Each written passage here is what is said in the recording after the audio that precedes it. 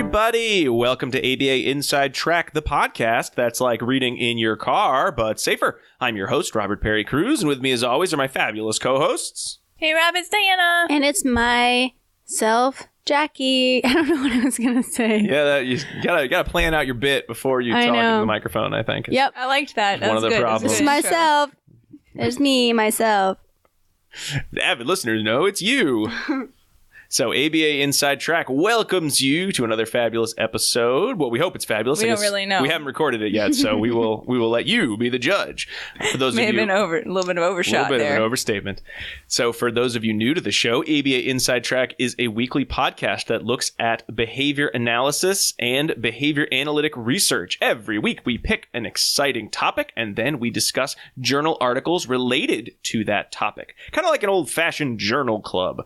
Now, this week is a little bit different because every 12 episodes, although we screwed it up this time in terms of our production schedule. Working on Rob's flexibility. Yeah. We do what's called a grab bag. So for these episodes, we each pick a topic in recent journals that just interests us for whatever reason. Sometimes it's a follow-up to an episode we did before. Sometimes it just looks adorable and we want to read it and share it with you. So that's what we'll be doing on this episode, with 3 grab bag articles, one from each of us. Ooh. Well, let's get right into it with the grab bag. Diana, you are going to go first, so why don't you reach into the grab bag? I've been selected. You've been selected to join the Hunger Games and pick an article. So reach into the grab bag and pick an article. All right, I found it. I got it. It's ready. You know what I just realized? Not only did we get the math wrong on our episodes, but it messed up my explanation of the grab bags. It's supposed to be this elaborate joke. Man, I'm all... Sometimes you gotta switch up the joke, Just gotta move on. I don't know if anyone listens to the grab bag articles. I think data tells us that only we like to do these. Better press on. All right, the article that I have selected, or it selected me, whichever way you want to think about it, is titled Concurrent Operant Preference Assessment to Identify Social Consequences to Decrease Task Latency for Adolescents with Dual Diagnosis. Oh, interesting. That's a long title. It is a little bit of a long title, but it does not contain any colons, which is, I find it actually harder to write a title without colons than with colons. I feel like everyone just does the colon, right? So kudos to them. And according to APA format, you're only supposed to use 12 or less words. So they were just like, screw APA format. We need to get all of it in. 1, 2, 3, 4, 5, 6, 7, 8, 9, 10, 11, 12, 13, 14, 15, 16. Yeah. They were like, but some of them are small words, though. That's and according to the rules of grab bag, you must follow APA format. So unfortunately, Diana, you will be asked to leave the show now. Sorry. Peace you are out. the weakest link. Goodbye. All right. This was by Robinson, Desrochers, and Napolitano, and it is in Behavioral Interventions 2018. Okay? Sure. Okay. So I selected this article for several reasons, in fact. The first reason is that I really like concurrent operants arrangement. Mm-hmm. I don't know why. I just think it's like such a cool way to assess preference. Mm-hmm. And I'll describe more about what that means in a minute. I also really like assessing for social reinforcers, which we all reviewed in detail in episode 47, which was our social reinforcer assessment episode. I think it's really important to look for social reinforcers. So bada bing, that was in this article. And then finally, the population that they were looking at was really interesting. So it was a different population than we usually talk about, or sometimes always talk about. So this was a group that didn't necessarily have an ASD diagnosis, but they had other types of dual diagnoses. And then even more interesting on top of that is that it was adolescents who they were having a hard time getting to do basic chores. And Rob, I don't know if this speaks to you at all, having a pre-adolescent in our home who we cannot get to do regular chores, such as showering, which is one of the chores that they have on their list. I got him to do it tonight. Good job. So it really spoke to me. I had to set up a very immediate contingency. It spoke to me on multiple... With a limited hold. I put a limited hold, actually, on his on his reinforcers. Nice. And that worked. So it spoke to me on many levels, and I thought it would be a fun one to review. So that is what's happening at this very moment in time. So I told you guys I would tell you more about what a concurrent operants arrangement But is. you lied, and you haven't told us anything about that. You have to give me a second. That was my lead-in. Oh, okay. Okay. So what we're talking about here is a type of concurrent operants arrangement, not a second order schedule that we've discussed before with the Hanley articles that have a little stimulus present and you select stimulus and then you move on to the different contingencies. This is more the type of arrangement in which there are two options concurrently present in which you can access the different reinforcers within each of those schedules, and you're free to move between the different schedules. I love their example of they have two stimuli. One of them is on a chair, and one of them is in an assigned square in the room. Yeah, so they reviewed the Piazza et al. 96 article, which was one of the earlier examples of the application of this type of arrangement. And that's exactly what they did. They had either two chairs present in which different reinforcement schedules were available when you sat in that chair, or squares drawn on the floor. And when you stood within that square, then you access that reinforcement schedule. I like it because there's just no middleman there, right? Like, it's such a clear contingency. Like, just stand here and the thing will happen. It's so simple. That's my life. I wish that happened in my life. Right. It's not always that clear, right? No. Like what the reinforcing contingencies are. But if you're in this type of concurrent operants arrangement, it is clear, because if you stand here, this thing happens. And if you move over here, this other thing happens. So it's really nice and lovely in that way. However, they do note that it's not a reinforcer assessment, right? So it's just a preference assessment, although you could kind of argue, well, you are checking for reinforcing value of moving between the two locations, but it doesn't necessarily tell you about how other behavior might respond underneath those contingencies. And then they also reviewed RAP 2005, which did one of these types of assessments that I've done something similar in the past, and we always called it the split room assessment. Oh, like a bad sitcom where you put the tape down the middle? Yep, tape down the middle of the room, and on one half of the room, there are identical toys available on both sides, and there's an adult sitting on each side of the room. On one side, the adult interacts when the child crosses the tape threshold, and it's considered the social side of the room. And then on the other side, the adult does not respond. They just continue reading their magazine when the child's on that side of the tape. And you use it to measure preference for social interaction, right? So RAP et al. did something similar in 2005, and they used that as a way to discuss analyzing social preference here. And then they also reference Berg 2007, which leads us right up to what they're going to do in this study. So the Berg study, they used this concurrent operants arrangement, but they did it with FA conditions. So they had the differing conditions available. So in one area of the room, the participant could access social attention, and then in another area of the room, they could access to tangible items. In a third area of the room, they could access escape from some task. The Berg study compared response allocation to those different areas of the room to results from a functional analysis, and they found for 3 out of 4 of their participants, they got the same result. Oh, what a neat idea. I know, right? Yeah, and I was like, ooh, I should have done that study, but everyone should go check out Berg. Oh, now I feel like that. What a good idea if you have a behavior that's really intense, and you can't just sort of let it go in the different conditions. At least if you sort of have the child choose their own location to go to, you might minimize some of that risk. Perhaps. Yeah, absolutely. And they talk about that as an advantage of using a concurrent operants arrangement such as this, which is that you don't need to remove the reinforcer or the potential reinforcer, right, in order to continue the assessment. It's readily available, and they could access that item or contingency the whole time if they wanted to. So it can be good for individuals who have a harder time with removal.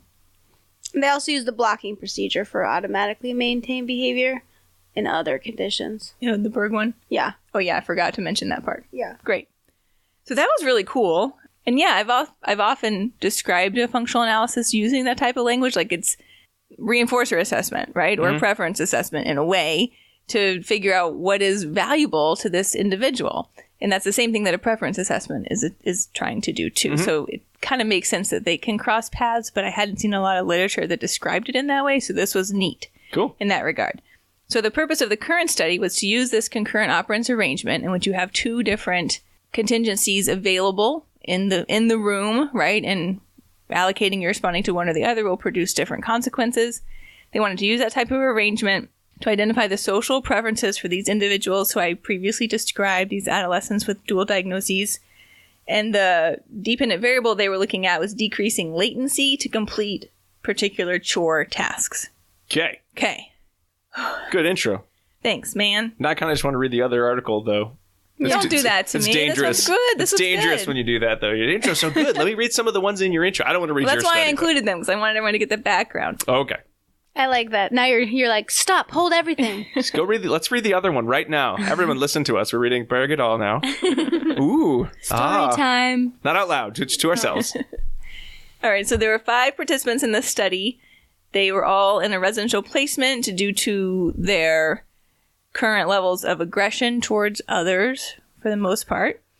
And they were ranging in age from 13 to 19. Let's see, I'll go through a little bit of information about them since some of them have some different diagnoses than we're used to. Mm-hmm. So Andrew was 19. He was diagnosed with mild intellectual disability, ADHD, and anxiety. And the target behavior that they were looking at for him was cleaning the kitchen. It's a tough one. That's a tough baby. Yeah. Christopher was 18. He was diagnosed with moderate intellectual disability, ADHD, and PDD. The behavior they were looking at decreasing the latency for him was showering. Holly was 16. She was also diagnosed with moderate intellectual disability, and she had a PDD diagnosis as well. And her task varied, but it was some type of daily chore. Sarah was 13. She was also diagnosed with moderate intellectual disability and post-traumatic stress disorder and schizoaffective disorder.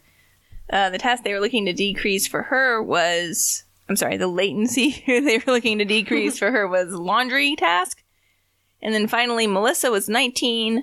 She was diagnosed with moderate intellectual disability, PDD, and ADHD, as well as prenatal drug exposure. And the task they wanted to decrease the latency for her was also showering. It's a popular one. All individuals were vocal, could communicate in full sentences and comprehend full sentences, with the exception of Christopher, who mostly communicated in 2 to 3 word utterances. So what they did here, this was a multiple baseline across participants design. And prior to starting the study, they did both staff and student surveys to determine what was going to be the target behavior that they selected. So they asked staff, what was the sort of daily routine behavior that the participants were least likely to participate in. And then for the students, I like that they included this as well. They gave them a graphic display of emotion faces from happy to neutral to angry. And they said, how would you feel if we asked you to do this task? And they had to circle which one they would feel. I like that. I know. So it was a good way to just kind of get a little more information from the participants themselves, which was nice. So they chose tasks that the participants rated as neutral or angry face. Yeah, they shouldn't be happy to do it. Yeah. Right. Yeah. Defeat the purpose. Right. Yeah. So in baseline, they asked the participants, or they told the participants, Holly, it's time to do your showering routine, and then measured the latency in seconds to start the task up to 10 minutes. At 10 minutes, they're like, okay, we're done taking data. So there was a sort of a cap there on the latency measure. Mm-hmm. And then from there, that was when they did their preference assessment, which was the concurrent operants assessment. The way they organized this, it was an empty room. They had the participants go into an empty room with 2 tables set up. And they compared 3 conditions, but they only compared 2 at a time. So on each of one of those 2 tables, they had the items and or the person that represented that condition. So the conditions were set up a lot like the Berg 2007 conditions, in that they looked at an attention condition in which there was a staff sitting at the table that they knew that the participant preferred, who would interact with them. They had a tangible condition in which there were preferred items on the table, such as an MP3 player. Folks, that's similar to an iPod, which is similar to an iPhone, or a computer or a movie or something. So I liked that they were all like preteen or teenage appropriate items. That was kind of nice. And then they had an escape condition. This one got a little wonky because they said, you can sit over here and take a break from a worksheet. But they never had to do the worksheet. Because, there wasn't... Right. Yeah. So it was only an escape. There was never, the demand component of it. So that one's a little funky. But that's how they described it. So should they have done it as, over there's a worksheet. Don't worry, if you sit there, I'll take it away. Yeah, I was trying to think how they might have better presented it. I'm not sure. Or have put the task there. Right? So had, maybe for, the laundry people, they could have, folded the laundry. Right? But as soon as But if they walk over to it, you'd be like, oh, you don't have to do that. Yeah, I guess. Right, I don't know. yeah, Yeah, it's like it's a, like kind a of a weird one. sub-separate box in that area Right. where that's where the laundry is. You can fold it, Yeah. or you can go in this area and then the laundry. Yeah. Yeah. I wasn't sure from the way this was described if the worksheet was ever visible and just like in a binder or something or Yeah. not. So I didn't get a lot of detail on that. But those what are if they started doing the worksheet and finished it? Because it's not like part of the actual task they're trying to make them do. It'd be funny if they like did the whole worksheet. Yeah, I don't know. Right? I don't know how to set that up well, but that's how they did it. So these were individuals who could understand that type of instruction, like, oh, here you're taking a break from something that you didn't have to do, Yeah. right? So that might not work for everyone. Sure. Right? So when they went into the room, they said something along these lines, you can talk to X staff person at this table, or you can play with this computer game at this table. You can switch between them whenever you like, was basically the instructions that they were given. Okay. The sessions were 5 minutes in length, and they paired each of these 3 different conditions together 3 times. So that amounts to 9 different trials, basically. And then they measured the time allocation to each of these activities as the total duration across all the trials for that condition. They graphed this really cool in the study, so they did it sort of along a continuum on the bottom and showed the percentage of the total time across all trials that the individual allocated to that condition. So you could sort of see, like, it added up to 100% of time, right? So you could sort of see, like, oh, Andrew allocated 56% of his time to the tangible condition. I don't know if those numbers are right. Do you want me to find out? So close. 58%. So that's what they did as far as their preference assessment. So what they found from that was that for 4 out of 5 of them, I should say, those initial 9 trials, there was a pretty clear winner as far as the preference for one of the conditions. So for Andrew and Holly, they preferred what amounted to the tangible task or tangible item most of the time. It was like 58% of the time. For Christopher, he preferred the escape condition for most of the time.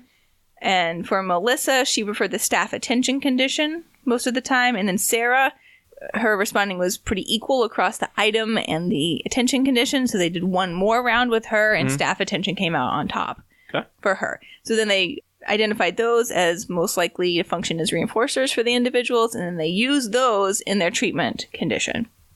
Treatment was very simple. It was just a DRI, so differential reinforcement of incompatible behavior for engaging in the task that they needed to do, and it was then reinforced with the item that showed up on the concurrent operant assessment. The only one that you might wonder how exactly did that work was for Christopher, who seemed to prefer escape. So I thought this was really clever. I just saw this and I loved it. Right? Yeah. Yeah. So they gave him a coupon to get out of another task later on in the evening. Oh, okay. I would pick that. Yeah. I would pick that 1,000 times. I always think about doing that as like, hey, you got all your work done in class, so you don't have to do any homework. But then a lot of times when that happens, you're then counting on lots of people to be presenting tasks. So sometimes homework just doesn't get done anyway. So my coupon has no value. Or teachers hate it. They're like, I'm not letting the kid get out of work in my class just because they did work in the other class. And I'll say, oh, okay. That's fine. I do like that, though. I bet he liked it, too. That's yeah, a good right? I reinforcer. know. It's like a good way to do it. So I thought that was really clever. I'm going to do that for work tomorrow, guys. If we do all of our work tomorrow on our to-do list, we do not have to do those tasks in the evening. No. Wow. I don't know if that's that much of a reinforcer. I know. So initially, they offered that preferred consequence contingent on beginning the task in under 10 minutes. Good. And the goal was to get the latency to start the task 1 minute or less. Which is not too bad, especially No, I mean, we're that's talking about fair. teenagers here, Yeah, that's right? fair. Like, I would say it's like time to go take your 5 shower. minutes, right? Like, you do that within a minute. That's good. That's really good.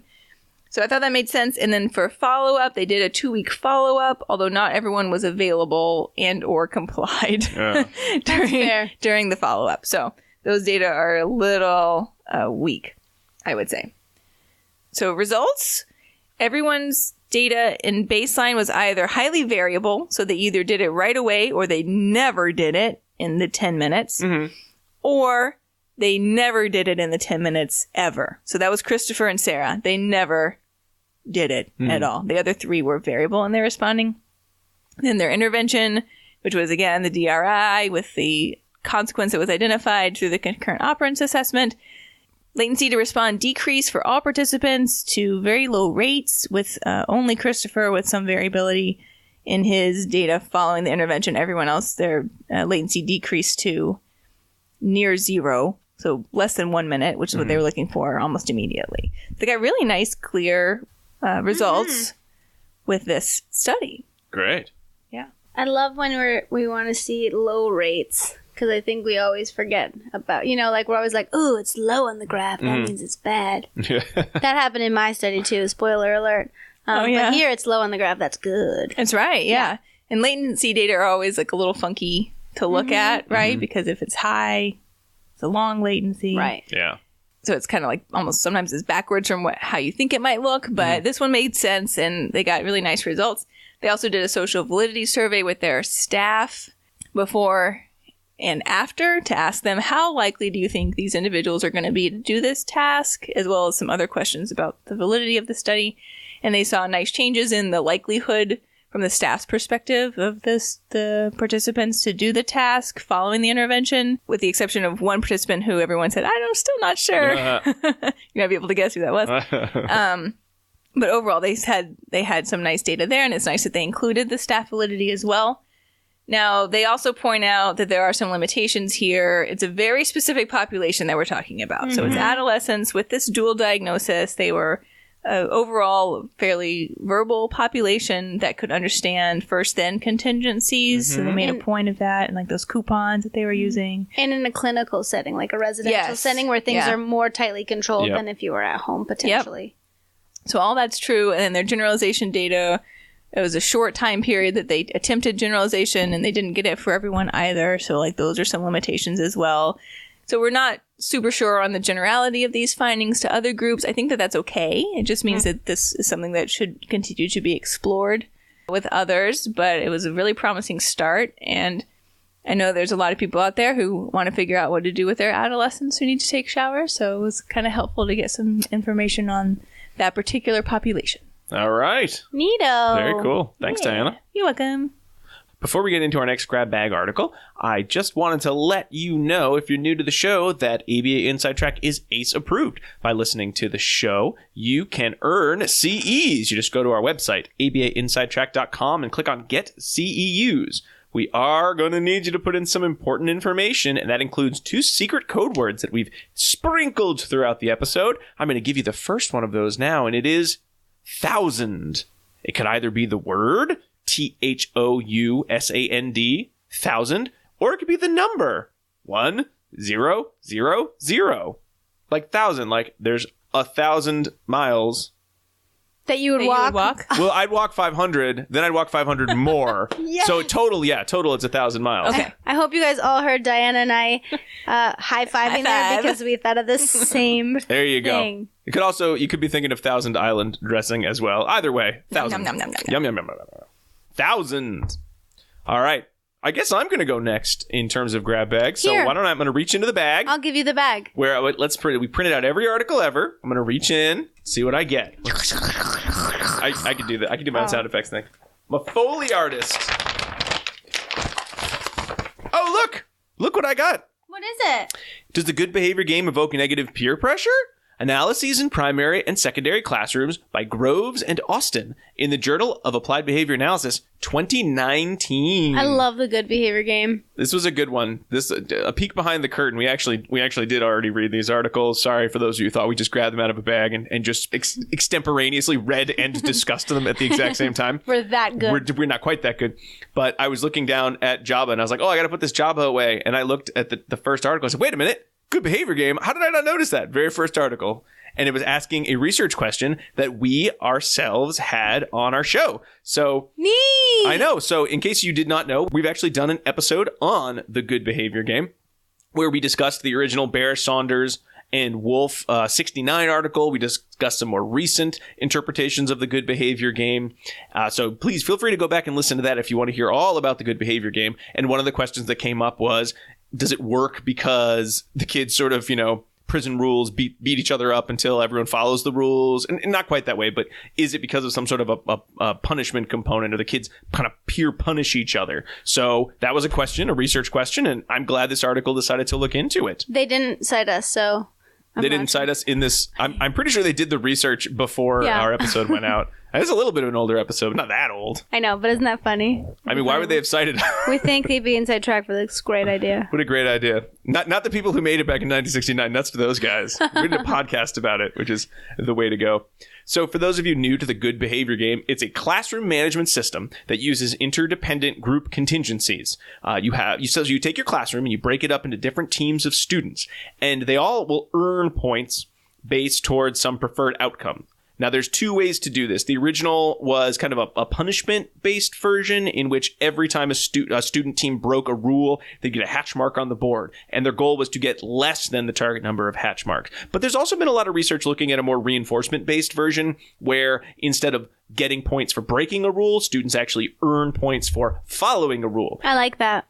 And there's also mixed ones where they'll actually gain points and lose, or they'll get hatch marks and lose hatch marks at the same time. There's a lot of research on the Good Behavior Game. It's been around for a long time, and almost all the research has been positive. So regardless of whether you want to use punishment-based or reinforcement-based procedures, it's going to work. It works across lots of different groups. It's actually been referred to as a behavioral vaccine in the literature. And I actually did look that up because I feel like I've said that a lot without a citation. It was Embry 2002. I don't know if he was the first person to say it, or I don't know if Embry was the first person to say that, but there is a citation from Clinical Child and Family Psychology Review that it's a behavioral vaccine. So the Good Behavior Game is great. But it's not exactly understood why it works. Certainly, there's a lot of reasons that group contingencies work, specifically interdependent group contingencies work. And most researchers will tell you, oh, well, they work. They increase positive behaviors. They decrease unwanted or inappropriate behaviors. But some of the mechanisms haven't necessarily been as well explored in the research as I think Groves and Austin want it to be. So they had this kind of general question, because one of the concerns that I think a lot of folks who use the Good Behavior Game will get from, say, teachers, because the point of this is to use it in the classroom, is, yeah, but what if the kids start being mean to each other? Or what if there's a lot of negative peer pressure because they're going to be mad when, oh, Billy lost a point for us. Oh, Billy's such a jerk. I hate you, Billy. Is something like that going to happen?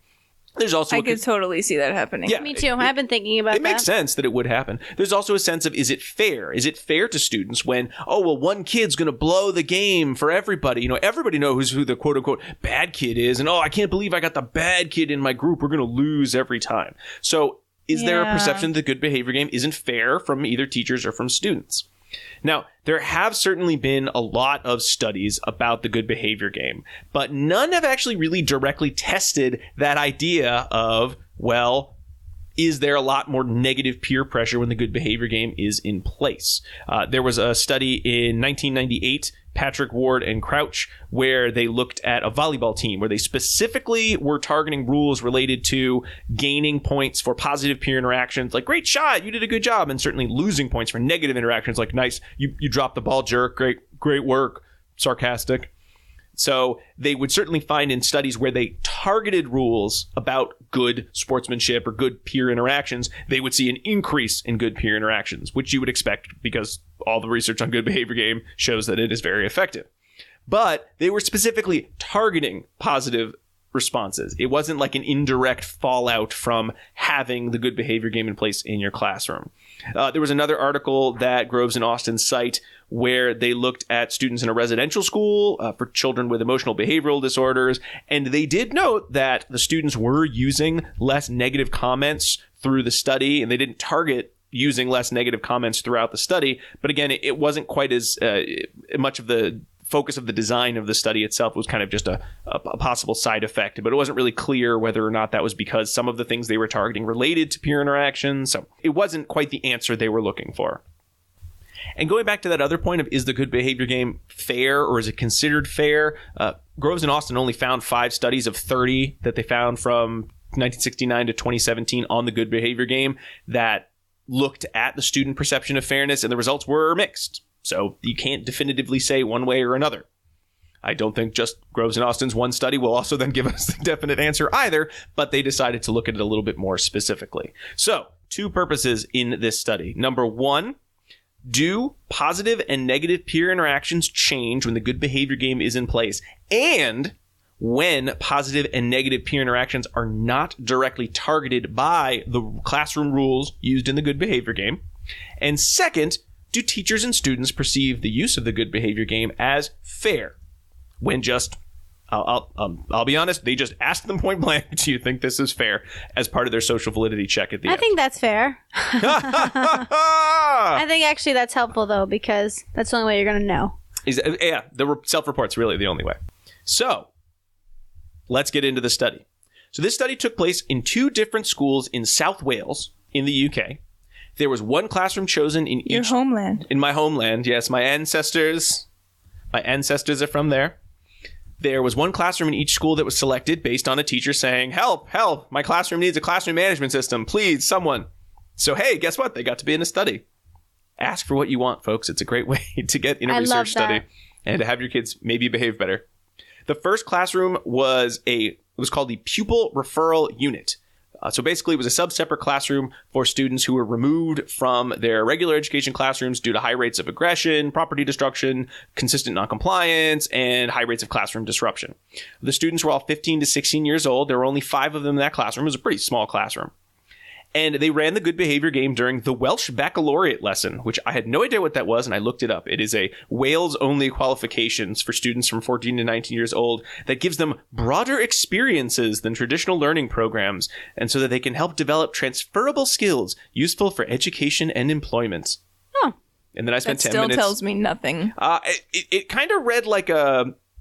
Not quite life skills, because it's not a vocational program, because they separate it out from vocational programs in Wales, but more like a maybe an equivalent of like social emotional learning skills, kind of. Cool. Maybe. Again, don't live in Wales, and it doesn't matter unless you live in Wales, you don't have this class. I'm moving to Wales. I want this class.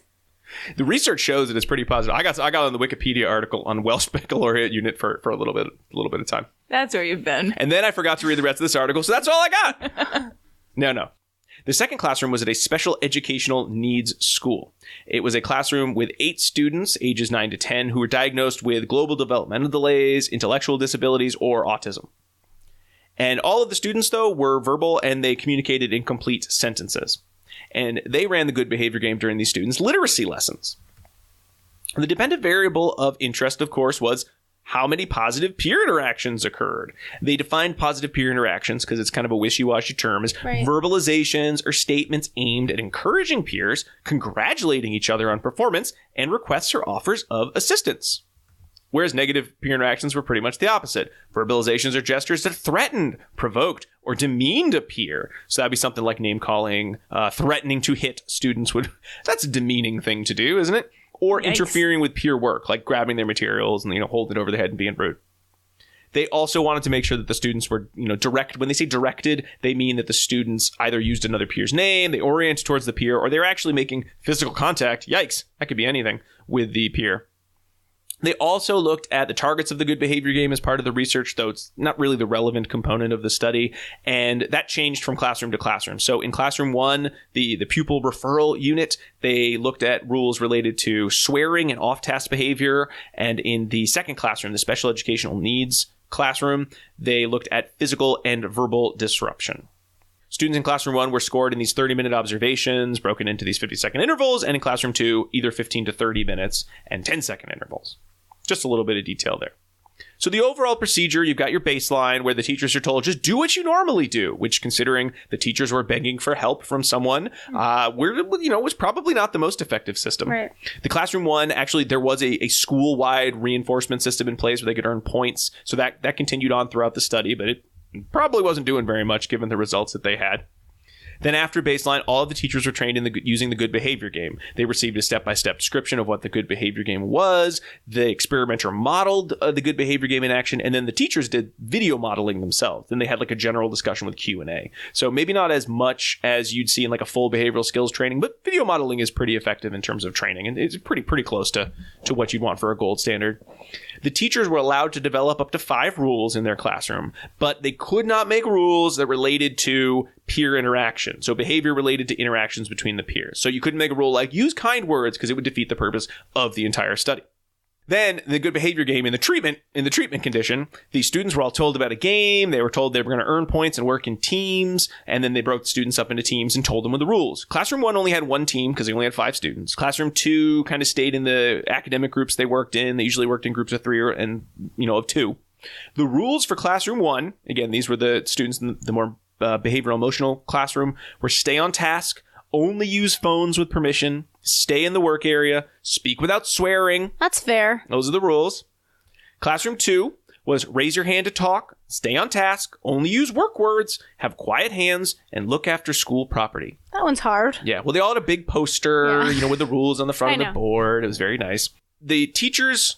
Actually, I can't remember if this came from the teachers or from the researchers, but they used more of the reinforcement-based good behavior game. So the teachers all had motivators, and every 3 minutes, it would signal an opportunity to score the students. So if the students had followed the rules since the last time the motivator buzzed or beeped, then all of the teams who were following the rules would get a point. If the students didn't earn a point, just like in the good behavior game, they're told, hey, this is the rule, and here's what you should do next time if you want to earn that point. They gave no feedback at all to the students about their peer interactions. And then at the end of the period, the students were either at or above the point target. They earned a reward. Classroom 1 got brownies and flapjacks. Yeah, man. Classroom 2 earned 5 to 10 minutes with Legos or with the computer or with board games. Not as great. I love a good board game. Mm-hmm. I love a good brownie. What about a flapjack, though? I like flapjacks, too. I was wondering if that was sort of like a Welsh thing or if it's pancakes, like we would think of flapjacks here in America. I don't know. Oh. I have to ask the authors. I'm going to look it up. Classroom 1 had kind of a fun system where they had a lottery draw to determine how many points that they were going to earn. They did that at the end, so it didn't signal how many points they needed. And then Classroom 2, though, they knew exactly how many points they needed. And it was always within 75 to 90% of how many total points they were possible to earn. And they had a really cool racetrack poster at the front of the classroom so the kids could see if they were going to reach the goal or how close they were to the goal. British flapjacks are like a blondie. Ooh, really? They do not look like pancakes. Yeah, they're like a blondie brownie. Oh, good. Whew. Well, now that we know all about Welsh baccalaureate and what a British flapjack is, I think we can say this research article was great. And it's Jackie's turn now. No, I better finish. This study had an ABA withdrawal design, and then at the end of the whole thing, they did a social validity questionnaire with the teachers. They got their Likert scale. Did you like the good behavior game? Would you recommend it to your fellows? Would you continue to use it? Do you think it's fair? With the students, they actually just interviewed them individually and gave them a yes, no, or maybe response. They had pretty similar questions. Do you think it was fair? Did you like working in a team? I thought that was a really good question to add. Did you enjoy the good behavior game? And now, the results of the study.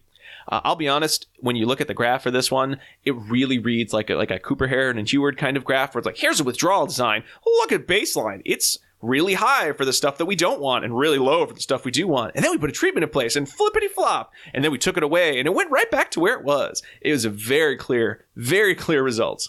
I'm not going to get too much into the results of the targeted rules because... I think flippity flop really summarizes. Flippity flop.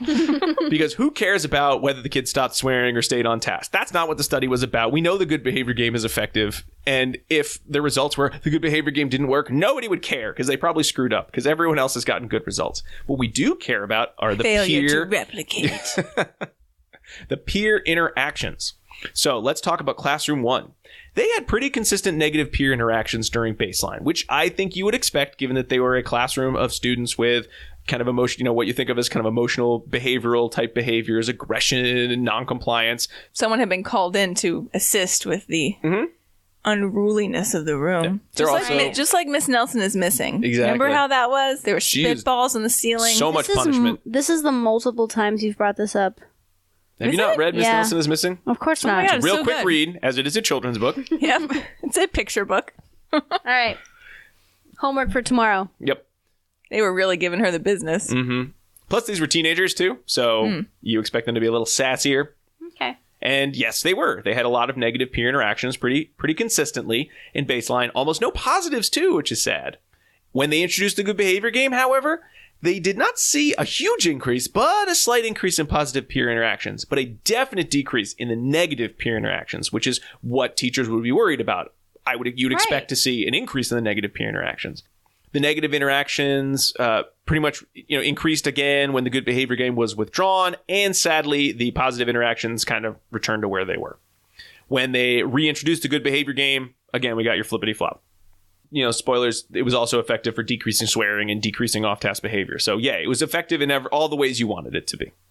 For Classroom 2, the students all had pretty low and variable rates of positive peer interaction, so not as low as in Classroom 1.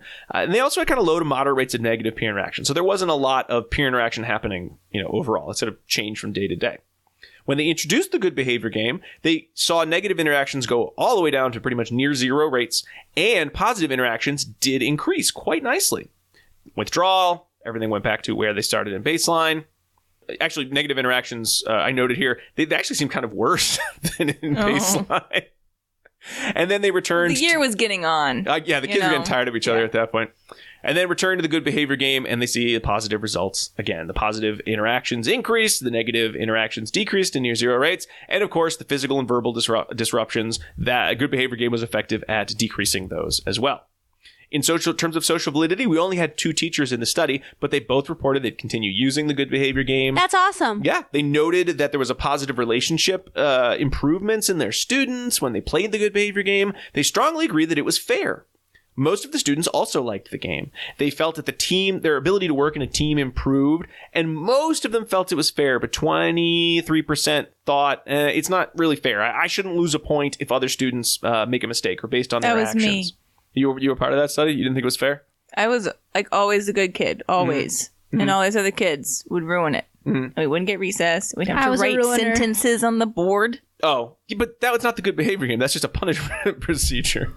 That's true. I guess that's true. I didn't know. That's the bad behavior game. Your behavior is so bad, no you one win did the good behavior game in rural Arkansas where I grew up. No.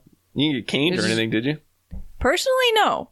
But we did have a paddler. And my teacher was the best paddler in the whole school. She could get called out a major award of our class to go paddle other kids. Jeez. This is when you were a child in the 50s? Yes. Well, this is in 1992. Oh, my God. Yeah. My God. I don't know if you're going to say this, but I like the comment they have about the student in Classroom 2 saying others are kinder to me. I'm going to say that, Jackie. Oh, okay. You stole my thunder. Well, you go ahead. Why don't you say it? No. Why don't you say it? Go ahead. I'm a thunder stealer. Go ahead. Steal my thunder. Steal my sunshine. One of the students commented that others are kinder to me because they know I'm good at the game and always earn points for the team. Yeah. That's cool. That was really sweet. That's Diana. I like that statement. So they noted the dichotomy of some of the kids were like, I don't think this is fair, but all the kids really felt like, I work better in a team. Isn't it great to be in a team? So I think they kind of poo-pooed some of those kids who were like, yeah, you don't like it, whatever, kid.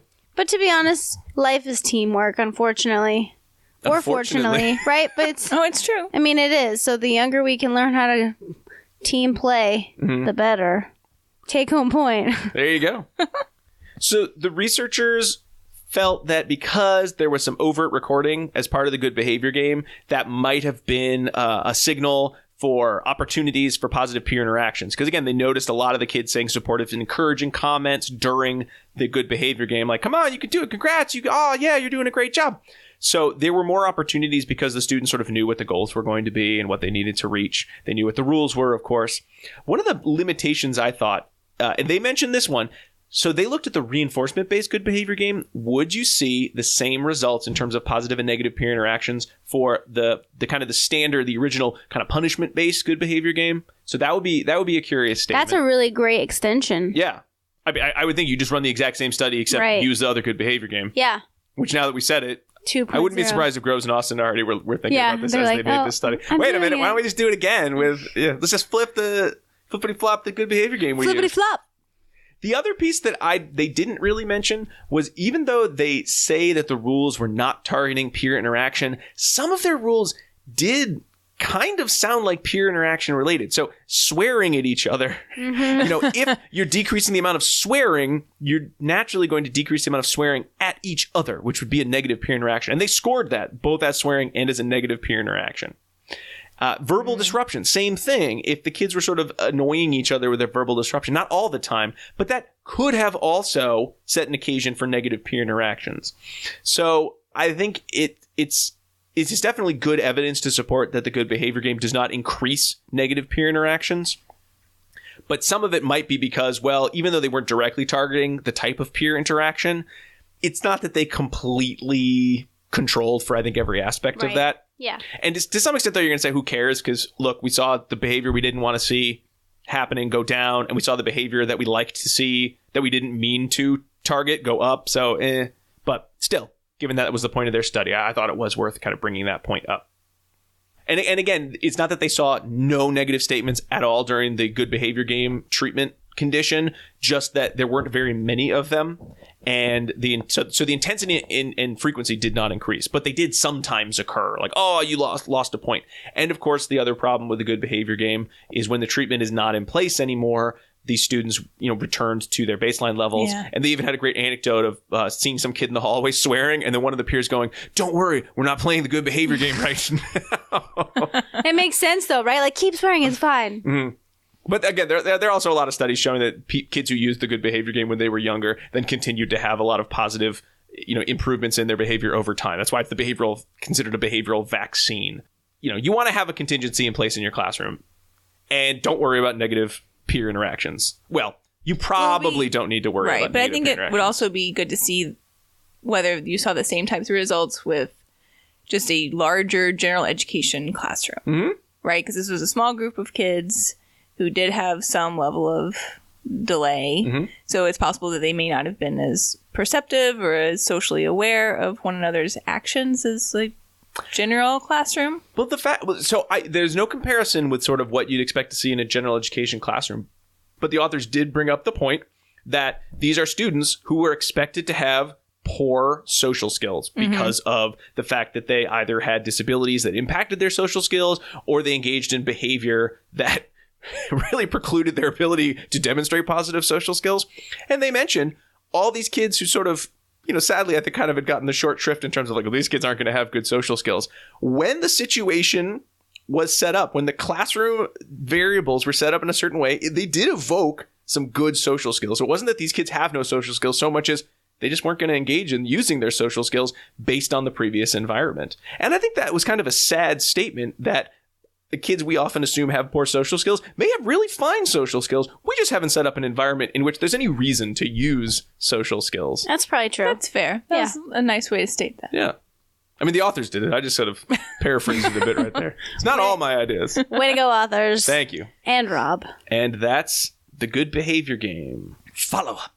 Okay. I love it. I love finding an article that's like, I have a question. Wait a minute. Your article answers my question specifically. That's all you're doing. Thank you so much. That actually happened to me, too. Did that happen to you? Yes. Well, Jackie, I want to hear all about how that happened to you, but not quite yet. First, why don't we take a little break? We'll be right back.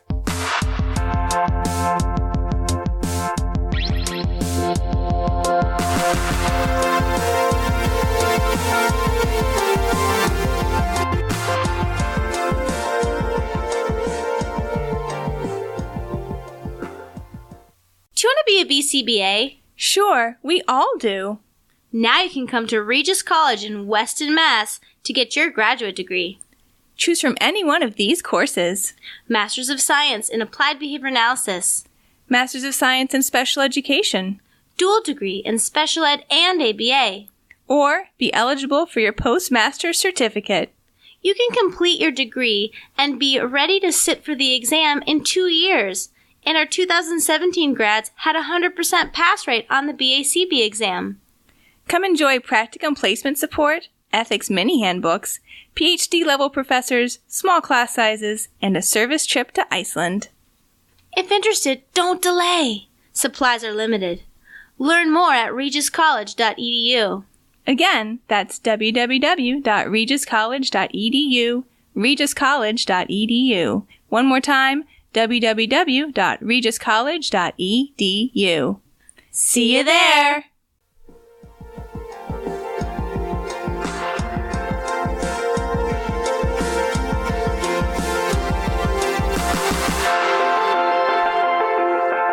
And we are back with a great cliffhanger on what Jackie's grab bag is going to be.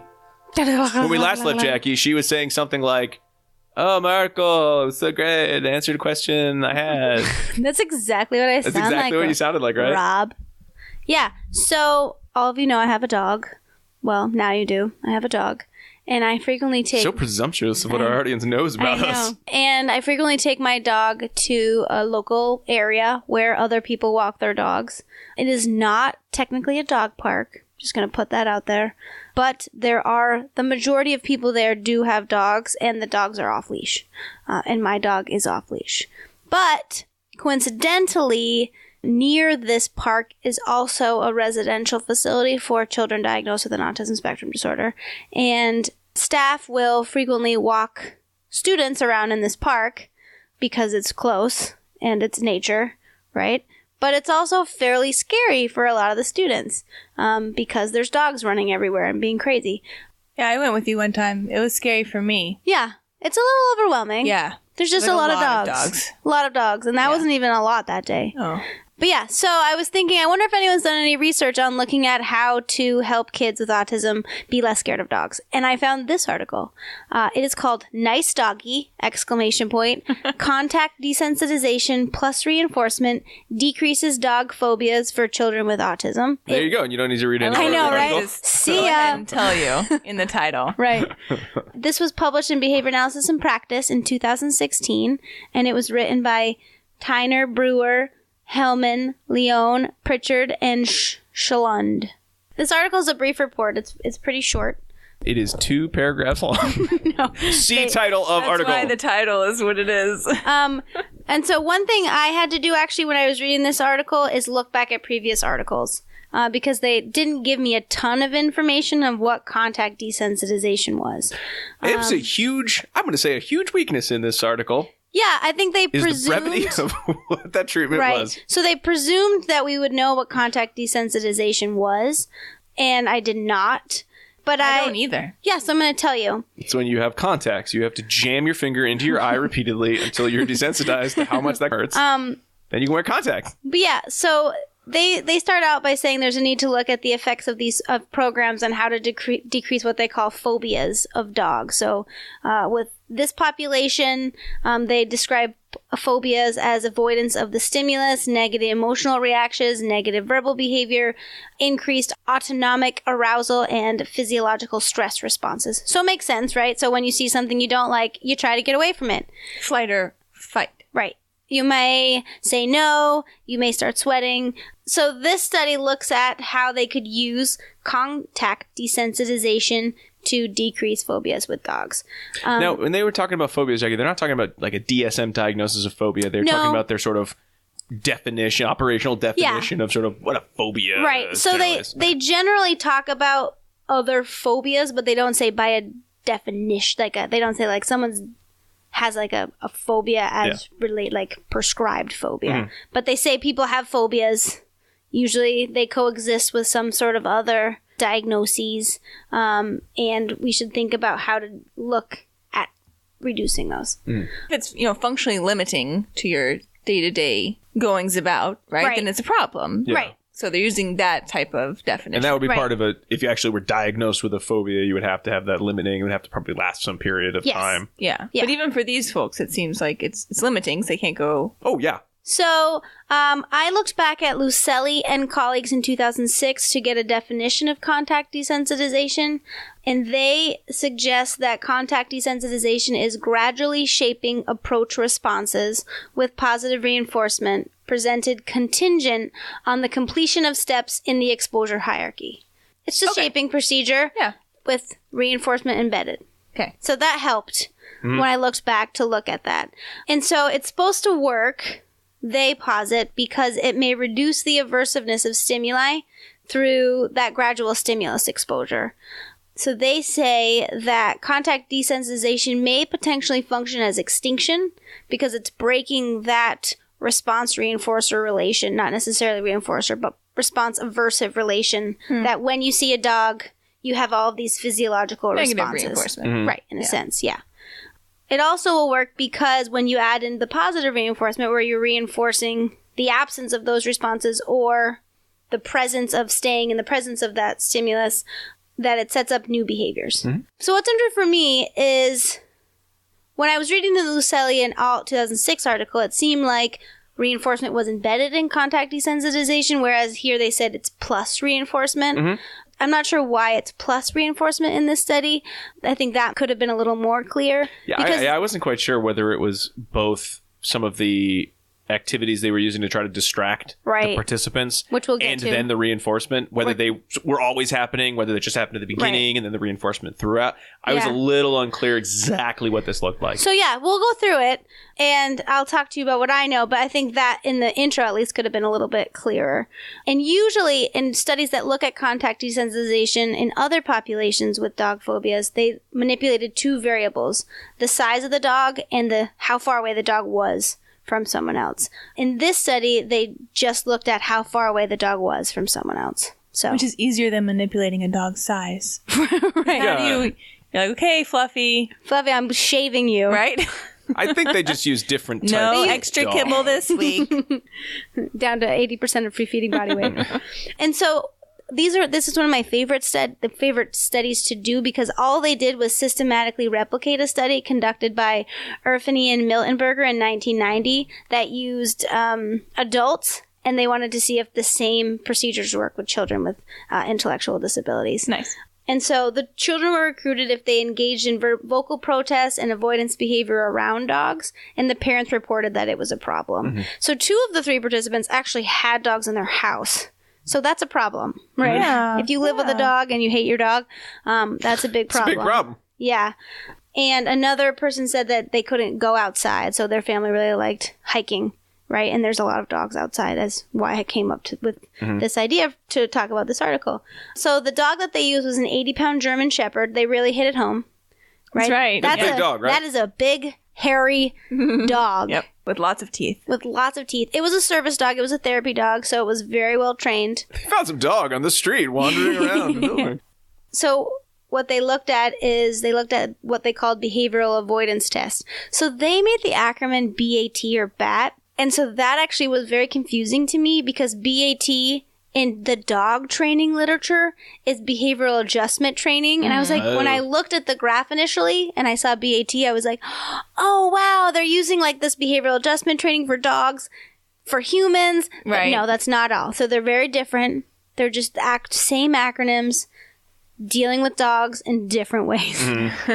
And so what the avoidance test was just looking at how close could a participant get to the dog without displaying, any sort of avoidance behavior. Overt. Yeah, it was over. They didn't look at, like, they didn't look at, sweating or... They didn't look at that yet, but future researchers should.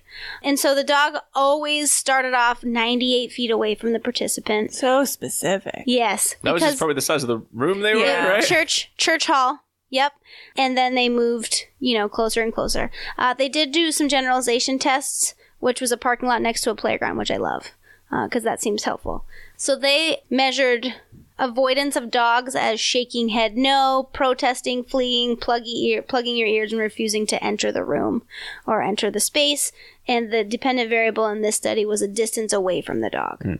So they don't talk to us a ton about what happened during treatment sessions. We'll go over that a little bit. But what they report on the graph is the BAT session, so how close the child would go to the dog independently. And so they had 27 of those tests, excluding generalization and follow-up. They used one of my favorite designs, a concurrent multiple baseline design, and it was concurrent. Nice. Yeah. So they really had their junk together when they were starting there. So we have everything in place. We have the dogs. We have the kids. Right. We have the church hall. Get that dog. hall. Yeah. Can't mess around with let's wait a while, find another dog. Yeah. Got the dog for an hour. We got to do the study. So I just love that. So during baseline, they were in the church activity room, and for John and Bob, they were, I think, 7 to 13 years old.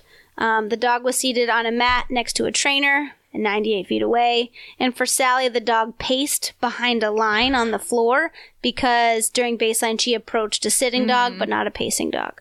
And so the trainer just said, go as close as you can to the dog. And they looked to see what would happen. And during the contact desensitization plus reinforcement phase, they picked a final target goal that was in line with what they thought each participant would be comfortable doing, which was good for their family, and a parent goal.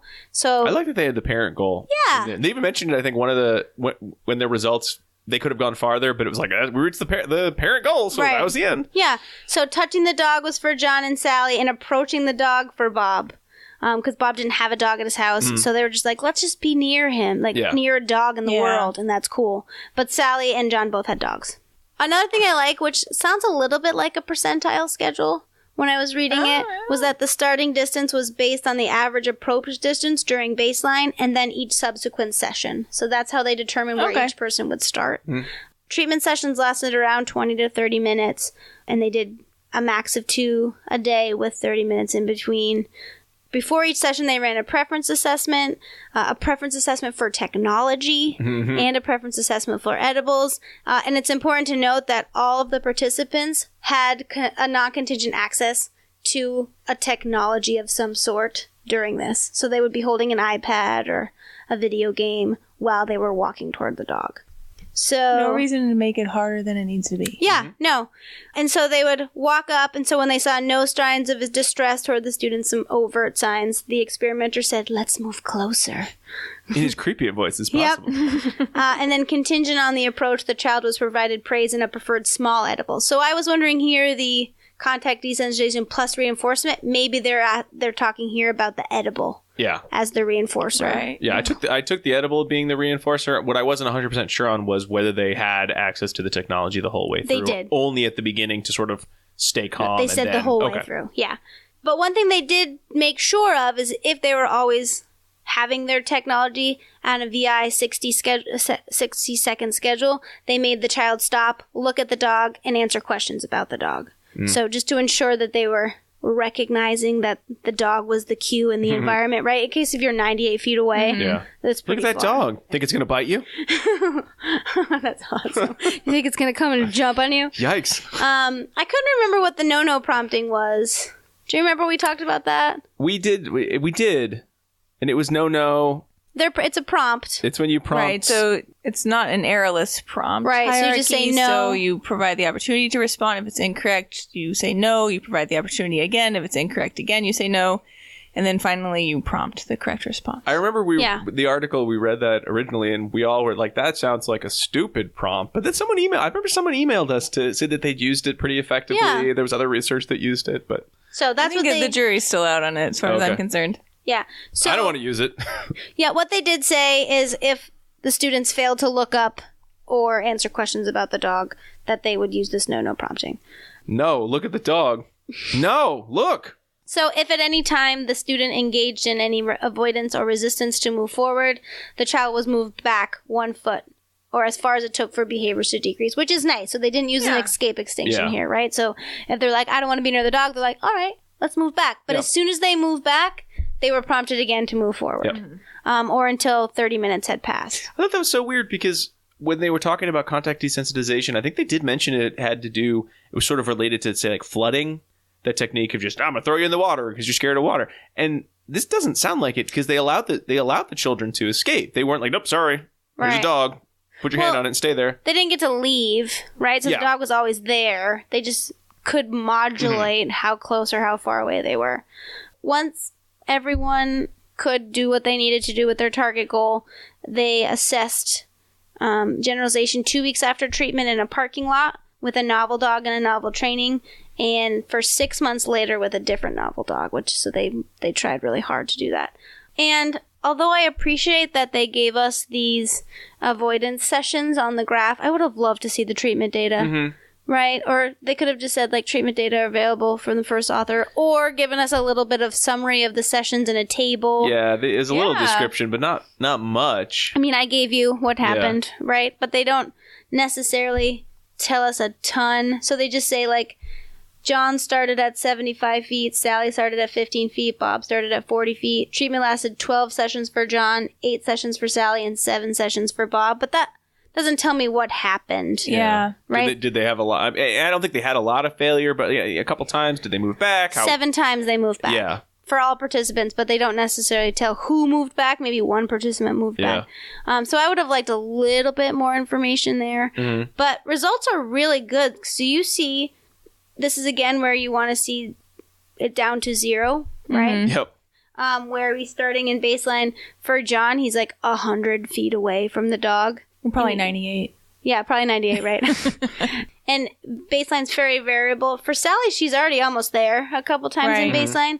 And unfortunately for Bob, his behavior's on a decreasing trend, which is good, meaning good, bad, right? Yeah. Good clinically, bad experimentally. Whereas at the end of baseline, at the start of baseline, he was at 80 feet away. And then at the end, he was at like 25-ish away. So I don't know. It's kind of stable at the end, but at first I was like, but it's kind of stable at the end. I mean, it's not getting any lower. And then with the following the contact desensitization, he's down where his target was supposed to be, around that 10-foot mark.